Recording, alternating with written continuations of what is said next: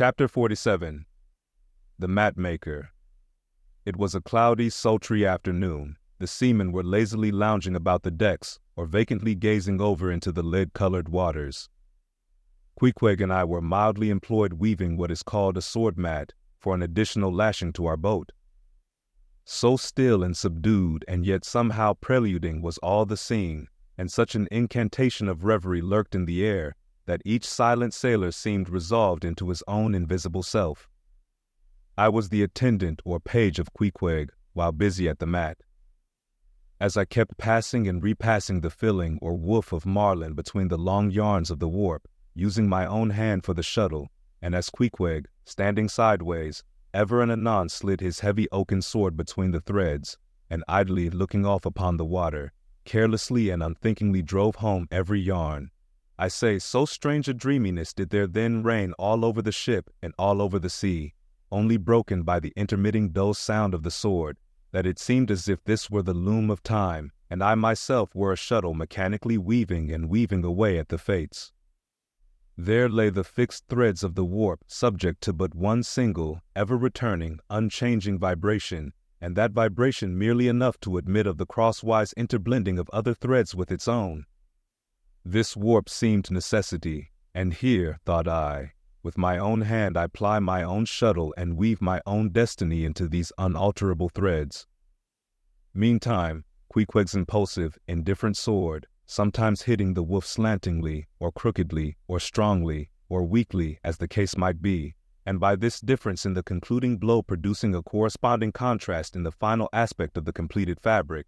This savage's sword, thought I, which thus finally shapes and fashions both warp and woof, this easy, indifferent sword must be chance, chance, free will, and necessity, nowise incompatible, all interweavingly working together.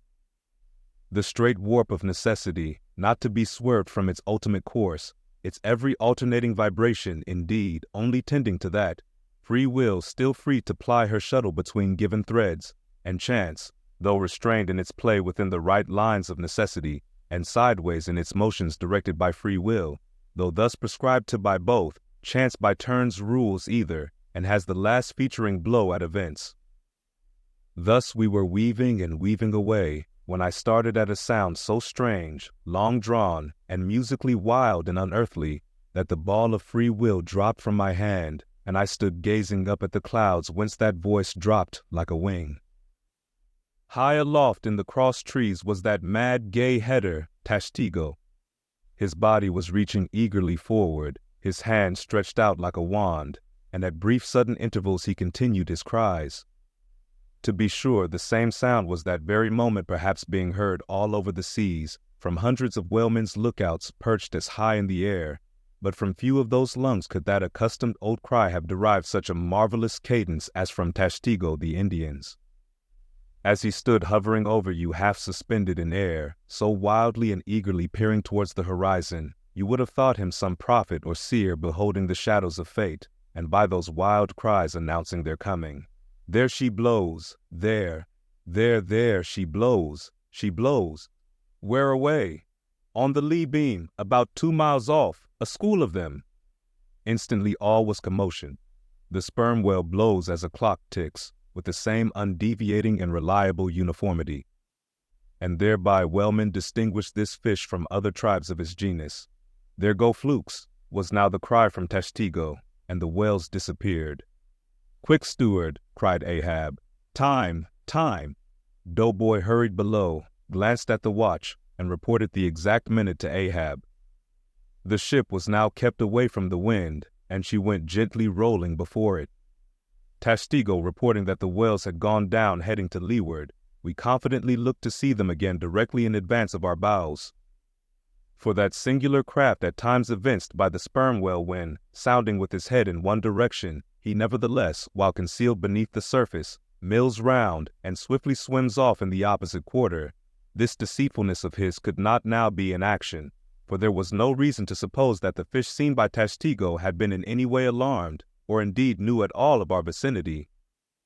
One of the men selected for shipkeepers, that is, those not appointed to the boats, by this time relieved the Indian at the main masthead. The sailors at the fore and mizzen had come down, the line tubs were fixed in their places, the cranes were thrust out, the main yard was backed, and the 3 boats swung over the sea like 3 samphire baskets over high cliffs. Outside of the bulwarks, their eager crews with one hand clung to the rail, while one foot was expectantly poised on the gunwale. So looked the long line of man-of-war's men about to throw themselves on board an enemy ship. But at this critical instant, a sudden exclamation was heard that took every eye from the whale. With a start, all glared at dark Ahab, who was surrounded by 5 dusky phantoms that seemed fresh formed out of air. Speed up your reading and enhance your memory with Moby Dick by your side. Choose the tactile joy of a physical book or the convenience of Kindle, and discover a deeper way to dive into this classic. Pairing the audiobook with the text takes your understanding and retention to the next level. Ready to transform your literary experience? Check the link in the description and pick the perfect format for you. With EchoTales Audiobooks, Moby Dick awaits. Dive deeper, read faster, remember more. Get your book now.